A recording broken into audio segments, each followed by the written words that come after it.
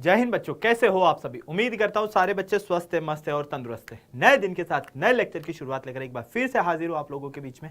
आप लोगों की सभी की डिमांड थी कि सर एक क्लास में आप जो है क्लास 10th के सारे फॉर्मूलाज हमें करवा दीजिए, ताकि हमें सारे फॉर्मूलाज एक ही क्लास में मिल जाए, उनकी पीडीएफ भी मिल जाए। तो बिल्कुल भाई, आप लोगों को इसकी पीडीएफ भी मिल जाएगी।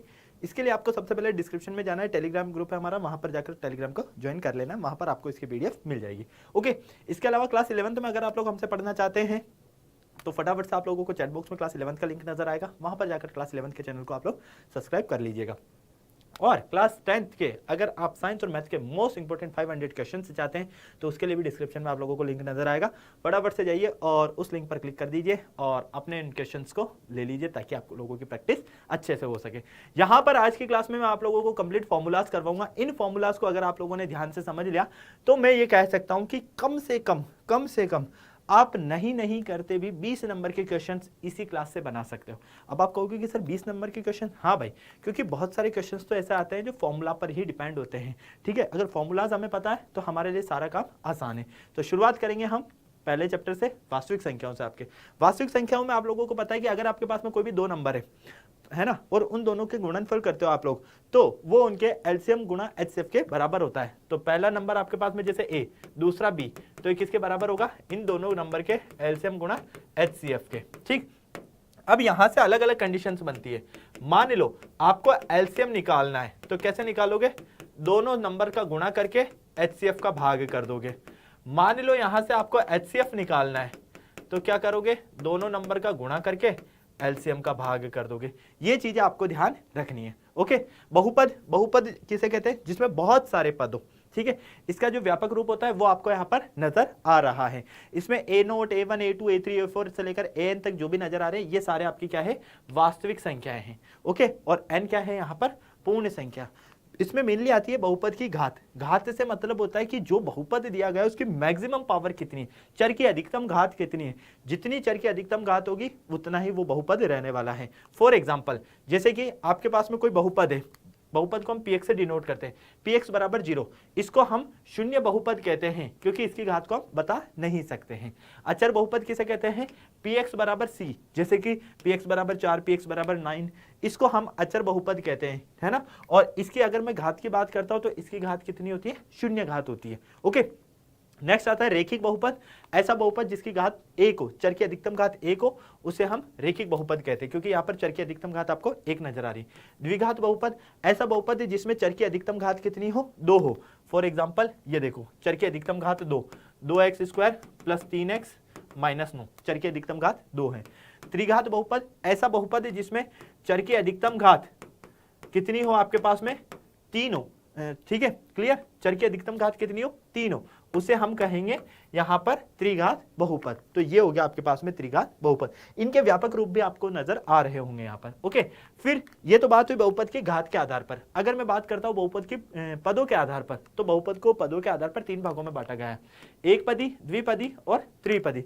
एक पदी किसे कहते हैं? ऐसा बहुपद जिसमें पदों की संख्या अधिकतम कितनी हो? 1 हो, उसे हम एक पदी बहुपद कहते हैं। द्विपदी बहुपद, ऐसा बहुपद जिसमें पदों की संख्या अधिकतम 2 हो, उसे हम द्विपदी बहुपद कहते हैं। त्रिपदी बहुपद, ऐसा बहुपद जिसमें पदों की अधिकतम संख्या 3 हो, उसे हम त्रिपदी बहुपद कहते हैं। ओके, नेक्स्ट, बहुपद का शून्यक। अब बहुपद आपके पास में है, फॉर एग्जांपल आपके पास में ये है ax प्लस b। ठीक है, ये आपके पास में एक बहुपद है। क्लियर? तो अब इसका एग्जांपल लेता हूं मैं 2x प्लस 9। फॉर एग्जाम्पल आपसे कहा जाए कि इस बहुपद का शून्य कितना होगा, तो आप बताओगे इसकी घात के आधार पर। इसकी घात कितनी है? 1 है। चर की अधिकतम घात अगर 1 है तो इसके शून्य भी कितना होगा? 1 होगा। तो कुल मिला के यहां से अगर आप x का मान निकालोगे, कैसे निकालोगे? x का मान निकालोगे इसको 0 के बराबर रख के, तो x का मान कैसे निकलेगा? यहां से -b/a। ठीक है, अब देखो b से क्या मतलब है? b से यहां पर देखोगे तो अचर पद है। b क्या है आपके यहां पर? अचर पद है। और a क्या है आपके पास में यहां पर? x का गुणांक। क्या है?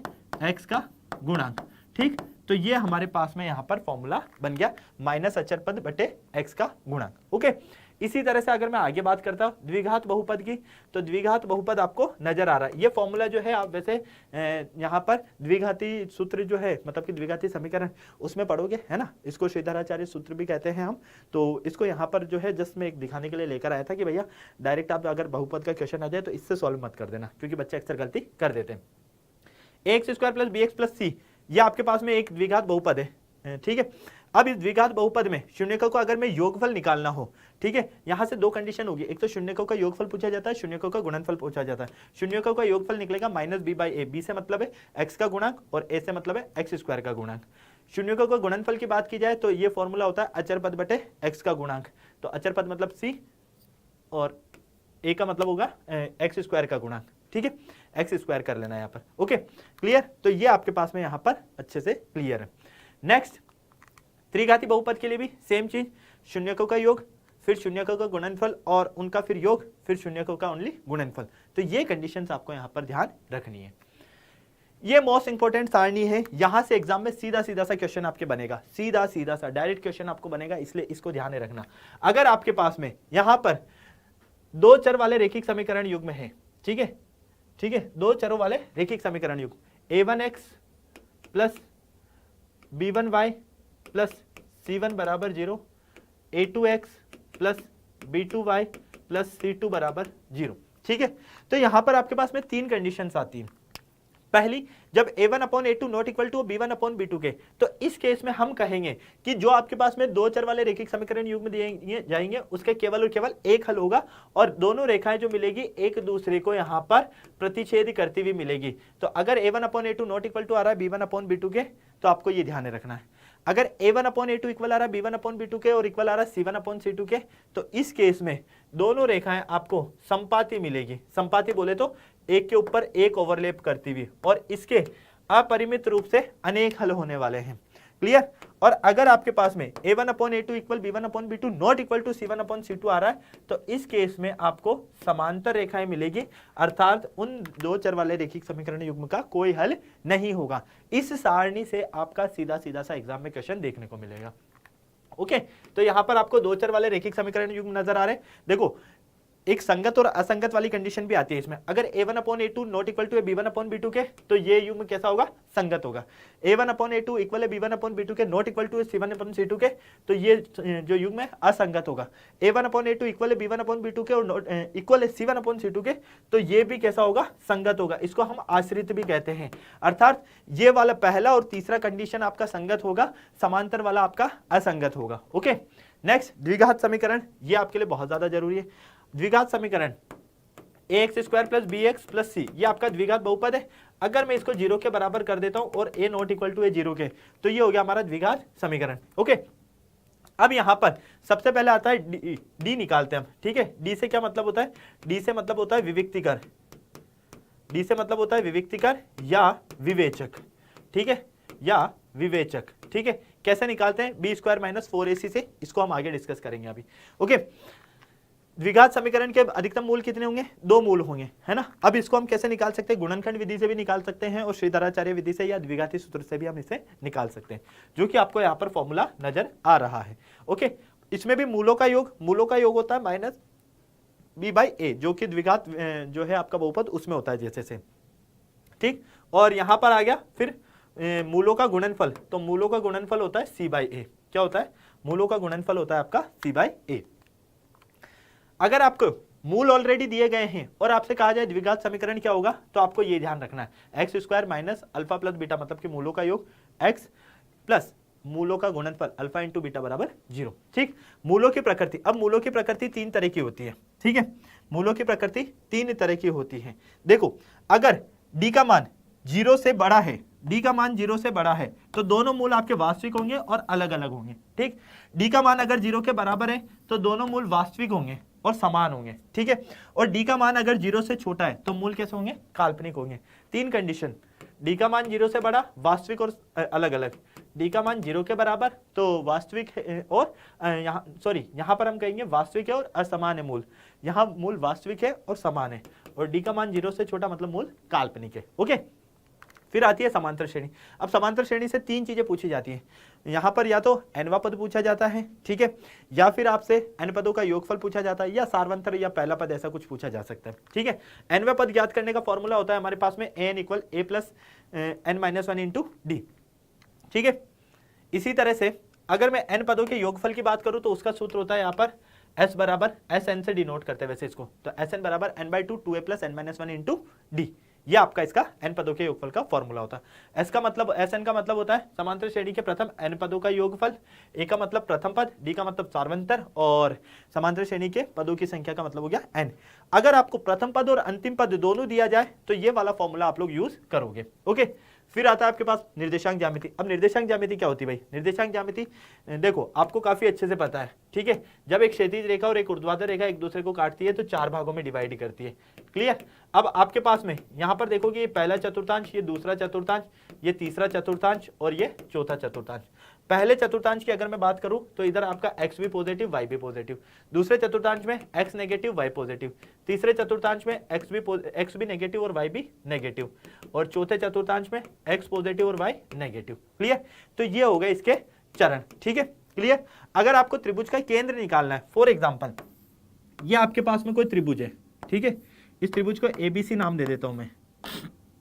इसके निर्देशांक x1 y1, इसके निर्देशांक x2 y2 और इसके निर्देशांक x3 y3। क्लियर? और अगर आपको केंद्र निकालना है, ये केंद्र को हम डिनोट करते हैं जी से। किससे डिनोट करते हैं? जी से डिनोट करते हैं, ठीक है। क्लियर? जी से डिनोट करते हैं। अगर आपको केंद्र निकालना है तो उसके लिए फॉर्मूला होगा x1 plus x2 plus x3 बटे 3, y1 plus y2 plus y3 बटे 3। ओके, इसी तरह से इस अध्याय में आपने निम्नलिखित तथ्यों का अध्ययन किया है, ठीक है। अगर मैं यहां पर बात करता हूं तो देखो, अगर आपके पास में एक बिंदु P है और एक बिंदु Q है, अगर इनके बीच की दूरी की बात की जाए, इनके बीच की दूरी की बात की जाए तो दो बिंदुओं के बीच की दूरी कैसे निकालते हैं हम? भाई ये बिंदु P हो गया, ये बिंदु Q हो गया, इसके निर्देशांक x1 y1, इसके निर्देशांक x2 y2। तो दोनों के बीच की दूरी कैसे निकालेंगे? रूट x2 माइनस x1 का whole square plus y2 minus y1 का होल स्क्वायर। और अगर आपके पास में कोई बिंदु है, ठीक है, फॉर एग्जाम्पल यहां पर कोई बिंदु है P और ये हो गया इसका मूल बिंदु, इस मूल बिंदु से इस P बिंदु की दूरी अगर आपको निकालनी है तो डायरेक्ट फॉर्मूला होता है हमारे पास में root x square plus y square. Okay, same चीज अगर आपके पास में कोई भी दो बिंदु है, ठीक है, ये बिंदु P और ये बिंदु Q, इसके निर्देशांक x1 y1, इसके निर्देशांक x2 y2। क्लियर? अब मैं अगर इन दो बिंदुओं को मान लो, एक A बिंदु क्या कर रहा है? विभाजित कर रहा है, इसके निर्देशांक xy है और m1 अनुपात m2 में विभाजित कर रहा है। क्लियर? अंत विभाजन हो रहा है और m1 अनुपात m2 में कर रहा है, तो इसके लिए फॉर्मूला होता है m1 x2 plus m2 x1 upon m1 plus m2, m1 y2 plus m2 y1 upon m1 plus m2। Clear? ये फॉर्मूला आपको ध्यान में रखना है। ओके, मध्य बिंदु के निर्देशांक निकालने हैं। फॉर एग्जांपल ये P बिंदु है, ये Q बिंदु है, इसके निर्देशांक x1 y1 है, इसके निर्देशांक x2 y2 है। ठीक, आपको इस A बिंदु के निर्देशांक निकालने हैं xy, तो इसके लिए क्या करोगे? x1 प्लस x2 बटे 2, y1 प्लस y2 बटे 2। क्लियर? सेम त्रिभुज का सूत्र आपको, ये आपको पता है, काफी सारे बोर्ड से ये हट चुका है।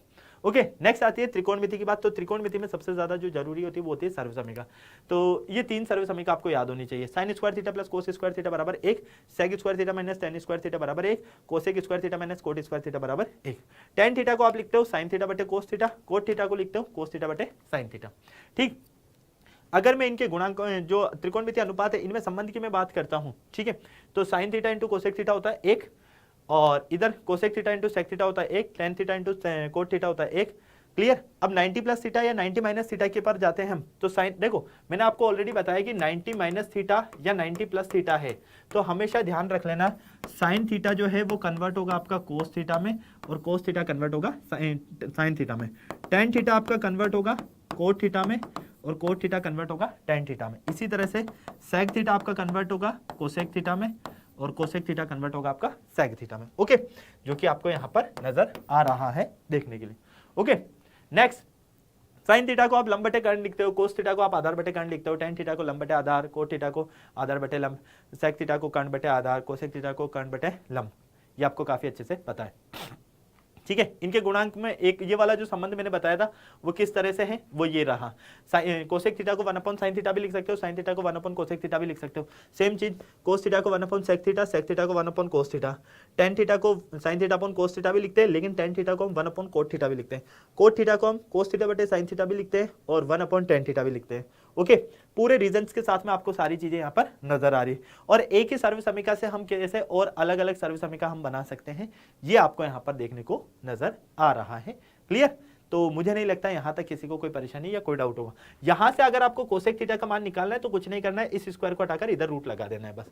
ठीक है, यहाँ से कोट थीटा का मान निकालना है तो कोट स्क्वायर जो नजर आ रहा है इसको हटाकर इधर स्क्वायर रूट लगा दो। क्लियर? उसके बाद मोस्ट इंपॉर्टेंट आती है ये त्रिकोणमिति सारणी, जो कि आपको पता होना चाहिए। इसके लिए आपको कुछ नहीं करना है, सबसे पहले 0 1 2 3 4 तक गिनती लिख दो, सब में 4 का भाग दे दो, फिर सबका स्क्वायर रूट ले लो, तो आपको साइन का मान मिल जाएगा। या फिर डायरेक्ट साइन का मान ध्यान रख लो, 0 1/2 1/√2 √3/2 और 1। अब इसी मान को उल्टा करके लिख दो, 1 √3/2 1/√2 1/2 और 0, तो ये कोस का मान हो गया। टेन थीटा साइन थीटा बटे कोस थीटा करके लिख दो। टेन थीटा क्या करोगे, साइन थीटा बटे कोस थीटा करके लिख दोगे। कोट थीटा कैसा आएगा, टेन थीटा के मान को उल्टा कर दो, ठीक। सेक थीटा कैसा आएगा, 1/कोस थीटा करके लिख दो। क्लियर, जो सेक थीटा का मान आएगा इसको उल्टा कर दो, कोसेक थीटा का मान आ जाएगा। बस इतनी सी बात है। ओके, नेक्स्ट आता है आपके पास में वृत्तों से संबंधित क्षेत्रफल। अब वृत्तों से संबंधित क्षेत्रफल, देखो एक वृत्त की जब भी बात की जाती है, ठीक है, एक वृत्त की जब भी बात की जाती है तो वृत्त में बहुत सारी चीजें होती है। वृत्त में त्रिज्या होती है, व्यास होता है, ठीक है, उसकी परिधि की भी बात की जाती है। इसके अलावा इसमें जो है हम अलग अलग टाइप से छेदक रेखा की तरफ चले जाते हैं, है ना, सेक्टर चले जाते हैं, सेगमेंट चले जाते हैं, मतलब कि वृत्तखंड देख लेते हैं, त्रिज्याखंड देख लेते हैं, बहुत सारी चीजें, व्यास आ जाता है इसमें, है ना, तो बहुत सारी चीजें आती हैं, ठीक है।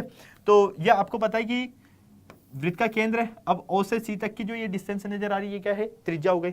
ए से बी तक की जो ये पूरा है, ये क्या हो गया, इसका व्यास हो गया। या फिर ओ ए त्रिज्या होगी, ओ बी क्या होगी, इसकी त्रिज्या हो गई। देखो वृत्त का क्षेत्रफल πr² होता है। वृत्त की परिधि, परिधि मतलब कि चारों तरफ की दूरी, इसको 2πr लिखते हैं। अर्धवृत्त का क्षेत्रफल, वृत्त के क्षेत्रफल का आधा कर दो, अर्धवृत्त का क्षेत्रफल हो जाएगा, ठीक है, 1/2 πr², ठीक है। त्रिज्याखंड का क्षेत्रफल πr² थीटा बटे 360। अर्धवृत्त की परिधि πr + 2r, ये अर्धवृत्त, ठीक है। अगर इसकी परिधि की बात की जाए, ये बात यहाँ से क्वेश्चन आपको एक एग्जाम में देखने को जरूर मिलेगा, इसलिए इसको फॉर्मूले को ध्यान रखना। वृत्त का व्यास त्रिज्या का दोगुना होता है। वृत्त के चतुर्थांश का क्षेत्रफल 1/4 × πr², ओके। और चाप, ये वाला फॉर्मूला भी आपके लिए बहुत इंपॉर्टेंट है ना। चाप का फॉर्मूला, वृत्त के चाप का फॉर्मूला क्या होता है, πr थीटा बटे 180, ये ध्यान में रखना है, ओके। इसके अलावा त्रिज्याखंड की बात कर लेते हैं हम। तो त्रिज्याखंड का क्षेत्रफल, त्रिज्याखंड का मतलब क्या होता है, त्रिज्याखंड से सीधा सीधा सा मतलब है, ये आपके पास में वृत्त है, ये इसका केंद्र है, ठीक है। तो ये वाला जो एरिया देख रहे हो आप, ये वाला जो एरिया देख रहे हो आप, ये हो गया इसका त्रिज्याखंड, ठीक है।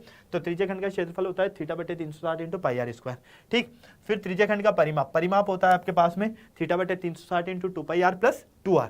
और लघु वृत्तखंड का क्षेत्रफल πr² थीटा बटे 360 minus 1/2 r² sine theta. Clear, ये फॉर्मूलाज आपको ध्यान रखने हैं। फिर आते हैं हम पृष्ठीय क्षेत्रफल एवं आयतन पर। घन का पृष्ठीय क्षेत्रफल 6 × भुजा। घन का विकर्ण आपके पास में √a² मतलब भुजा × √3 हो जाएगा। घनाभ का आयतन लंबाई × चौड़ाई × ऊंचाई, घनाभ और घन का आयतन भुजा × भुजा × भुजा। कमरे के चारों दीवारों का क्षेत्रफल 2 × लंबाई + चौड़ाई × ऊंचाई। बेलन का वक्र पृष्ठीय क्षेत्रफल 2πrh। बेलन का संपूर्ण पृष्ठीय क्षेत्रफल 2πr r + h। बेलन का आयतन πr²h। शंकु की तिर्यक ऊंचाई, शंकु की तिर्यक ऊंचाई क्या होती है, स्लेंट हाइट, जिसको हम बोलते हैं स्मॉल एल, ठीक है, क्या बोलते हैं, small L. Clear, r² + h² होती है ये, ओके। शंकु का पृष्ठीय क्षेत्रफल πrl होता है। शंकु का कुल पृष्ठीय क्षेत्रफल πr r + l होता है। शंकु का आयतन 1/3 πr² होता है। गोले का पृष्ठीय क्षेत्रफल 4πr² होता है। अर्धगोले का कुल वक्र पृष्ठीय क्षेत्रफल 3πr²। गोले का आयतन 4/3 πr³ और अर्धगोले का आयतन 2/3 πr³। ये आपको फॉर्मूलाज ध्यान रखने हैं। फिर आयत का परिमाप 2 × लंबाई + चौड़ाई। आयत का क्षेत्रफल लंबाई × चौड़ाई। वर्ग का परिमाप जो होता है 4 × भुजा होता है। वर्ग का क्षेत्रफल भुजा² होता है। समांतर चतुर्भुज का क्षेत्रफल आधार × ऊंचाई। त्रिभुज का क्षेत्रफल 1/2 आधार × ऊंचाई। हीरो का सूत्र ये तो आपको है नहीं सिलेबस में, बस एक जनरली में बता देता हूँ, ठीक है। ये सारी चीजें बस नॉर्मली आपके काम आती है। जो देखो त्रिज्याखंड की चाप की लंबाई, ये वाला फॉर्मूला आपको ध्यान में रखना है, बाकी तो आप लोग जो है याद रख लोगे, लेकिन वो बहुत ज्यादा जरूरी है। और त्रिज्याखंड का क्षेत्रफल ये तो अभी भी बता चुका हूँ, घनाभ का पृष्ठीय क्षेत्रफल बता चुका हूँ, और घनाभ का विकर्ण भी हम देख चुके हैं, ठीक है। नेक्स्ट हम बात करते हैं सांख्यिकी। अब सांख्यिकी में बहुत सारे जो है फॉर्मूलाज हमें कंफ्यूज करते हैं। देखो सांख्यिकी में एक चीज ध्यान में रखना है, इसमें माध्य, माध्यक और माध्यक और आपका बहुलक जो होता है, केंद्रीय प्रवृत्ति के क्या होते हैं, माप होते हैं, ठीक है। अब अगर मैं बात करता हूं जनरली, तो माध्य निकालने के लिए मेरे पास में 3 विधियां होती है। कितनी विधियां होती है, 3 विधियां होती है। पहली प्रत्यक्ष विधि, ठीक, दूसरी कल्पित माध्य विधि, और तीसरी पग विचलन विधि, ठीक है। ये 3 विधियां मेरे पास में होती हैं। क्लियर। अब देखो इसमें अलग अलग चीज आती है कि वर्गीकृत आंकड़ों के लिए माध्य निकालना है या अवर्गीकृत आंकड़ों के लिए माध्य निकालना है। तो यहाँ पर अगर आप देखोगे वर्गीकृत आंकड़ों के लिए, तो प्रत्यक्ष विधि का फॉर्मूला होता है summation of fi xi upon summation of f i. ठीक है, कल्पित माध्य विधि का फॉर्मूला होता है a plus summation of f i d i upon n. Okay, अब डी आई कैसे निकालते हैं? डी आई निकालते हैं हम एक्स आई में से ए को माइनस करके। ये भी ध्यान में रखना, क्योंकि यहाँ पर डी आई आया ना, तो डी आई कैसे निकलेगा? तो ये यहाँ से निकलेगा। ओके, पग विचलन विधि भी बोलते हैं, पद विचलन विधि भी बोलते हैं। तो इसका फॉर्मूला होता है हमारे पास में a plus summation of f i u i upon summation of f i into h. ठीक है, अब ये यू आई कैसे निकलेगा? तो यू आई निकलता है एक्स आई में से ए को माइनस करोगे, मतलब कि यहाँ पर जो आपने डी निकाला ना, इस डी में आपको कुछ नहीं करना, बस एच का भाग देना है। भाई एक्स आई माइनस ए का मतलब क्या हो गया? डी हो गया, तो इसमें आपको एच का भाग कर देना है। ओके, अब बात करते हैं हम माध्यिका की। माध्यिका और माध्यक एक ही चीज है, ध्यान रखना। ठीक है, जब प्रेक्षणों की संख्या अगर विषम है तो उस केस में हम क्या कहेंगे? माध्यक निकालने के लिए n+1/2। ठीक है, और अगर प्रेक्षणों की संख्या अगर सम आ जाती है तो इसके लिए हम निकालते हैं n/2 और n/2 + 1 प्रेक्षण। ठीक है, और बटे 2 कर देते हो आप लोग, जो आपको अच्छे से पता है। बहुलक का फॉर्मूला बहुत अच्छा आसान है। ठीक है, इसको लिखते हैं L plus F1 minus F0 upon 2F1 minus F0 minus F2 और इंटू H। अब F1 क्या है? बहुलक वर्ग की बारंबारता है। F0 बहुलक वर्ग से पहले वर्ग की बारंबारता, F2 बहुलक वर्ग के आगे के वर्ग की बारंबारता, और Z बहुलक का वर्ग चिन्ह है। L से मतलब बहुलक वर्ग की निम्न सीमा है, H का मतलब बहुलक वर्ग का जो अंतराल आ रहा है वो आपको देखना है। ठीक, इसके अलावा माध्यिका निकालने का सूत्र, माध्यिका को कैपिटल एन से डिनोट करेंगे। इसका सूत्र होता है L plus n/2 minus F upon small C F भी लिखते हैं यहाँ पर, है ना, सी एफ भी लिखते हैं हम। कैपिटल एफ से मतलब यहाँ पर सी एफ है, संचय बारंबारता है। ठीक है, इसको हम सी एफ भी लिखते हैं, ध्यान रखना। ठीक है, तो यहाँ पर आप लोग सी एफ भी देखोगे बहुत सारी जगह, तो एक ही बात है दोनों, n/2 minus capital F upon small F into H. Okay, next प्रायिकता। अब प्रायिकता बहुत आसान है आपका, है ना, सबसे आसान लगता है आपको प्रायिकता। इसमें आपको ये चीज ध्यान रखना, प्रायिकता का मतलब क्या होता है? संभावना होता है कुल मिला के। ठीक, तो किसी भी घटना की अगर आपको प्रायिकता निकालनी है तो इसके लिए फॉर्मूला होता है अनुकूलित परिणाम बटे कुल परिणाम। अनुकूलित परिणाम मतलब कि अपने लिए परिणाम, है ना, मतलब अपने अनुकूल जो परिणाम आ रहे हैं। ओके, और बटे जितने भी उससे परिणाम निकल रहे हैं टोटल, उसका डिवाइड कर दोगे तो उस घटना की प्रायिकता आ जाएगी। किसी भी घटना की प्रायिकता अगर नहीं है, कोई भी घटना घटित नहीं हो रही है और उसकी प्रायिकता क्या होगी, तो एक फॉर्मूला ध्यान रखना, किसी भी घटना की घटित होने की प्रायिकता प्लस किसी भी घटना की घटित नहीं होने की प्रायिकता। घटना की घटित होने की प्रायिकता, घटना के घटित नहीं होने की प्रायिकता, दोनों का योग होता है 1। अगर आपको यहाँ से कोई भी घटना घटित होने की प्रायिकता निकालनी है तो 1 माइनस कर दो कोई भी घटना घटित नहीं होने की प्रायिकता को। अगर आपको कोई भी घटना घटित नहीं होने की प्रायिकता निकालनी है तो 1 माइनस कर दो कोई भी घटना घटित होने की प्रायिकता। ओके, इतना सा आपको ध्यान रखना है। क्लियर? चलो नेक्स्ट, यदि कोई घटना घटित होने निश्चित हो तो उस घटना की प्रायिकता कितनी होगी? 1 होगी, ये ध्यान रखना। यदि घटना घटित होना असंभव है तो उसकी प्रायिकता हमेशा 0 होगी, ये भी ध्यान रखना। किसी भी घटना की प्रायिकता का योग, है ना, प्रायिकता कर लो यहां पर, किसी भी घटना की प्रायिकता का योग 1 से अधिक नहीं हो सकता है। ठीक है, कोई भी घटना की अगर प्रायिकता की बात की जाए तो वो 1 से अधिक नहीं होगा, उसका योग केवल और केवल 1 ही हो सकता है। क्लियर? तो ये छोटे छोटे से मैंने आपको पॉइंट्स बताया। इसके अलावा आपको अच्छे से पता है कि कोई भी अगर घटना घटित हो रही है उसकी आपको प्रायिकता निकालनी है तो वो कभी भी ऋणात्मक नहीं हो सकती। Okay, clear? चलो भाई, तो ये आपको आज की क्लास में मैंने आज काफ़ी सारे फॉर्मूलाज करवा दिए हैं। आई होप आप लोगों को बहुत अच्छे से और बहुत प्यार से सारी चीज़ें समझ में आई होगी। किसी भी तरह की किसी भी बच्चे को कोई परेशानी नहीं रही होगी, है ना। अगर सेशन में मज़ा आया है तो सेशन को लाइक कीजिएगा, शेयर कीजिएगा और कमेंट बॉक्स में कमेंट करके मुझे ज़रूर बताइएगा कि ये सेशन आप लोगों को कैसा लगा। इसके अलावा इसके अगर आपको पीडीएफ चाहिए तो डिस्क्रिप्शन में जाइए, टेलीग्राम लिंक नज़र आएगा, वहाँ जाकर आप लोग जो है इसका फॉर्मूला का पूरा पीडीएफ ले सकते हो इस क्लास की। ओके, तो आई होप इसमें आपको सारी चीज़ें क्लियर होगी, किसी भी बच्चे को किसी तरह की कोई परेशानी नहीं होगी। क्लास 11th में अगर हमसे पढ़ना चाहते हैं तो उसके लिए आपको लिंक नज़र आ रहा होगा, फटाफट से जाइए चैनल को सब्सक्राइब कर लीजिए। ओके, तो फिर मिलते हैं बेटा हम नेक्स्ट क्लास में। तब तक आप सारे बच्चे स्वस्थ रहें, मस्त रहें, तंदुरुस्त रहें, शानदार ज़बरदस्त जिंदाबाद के साथ में। जय हिंद और बाय बाय।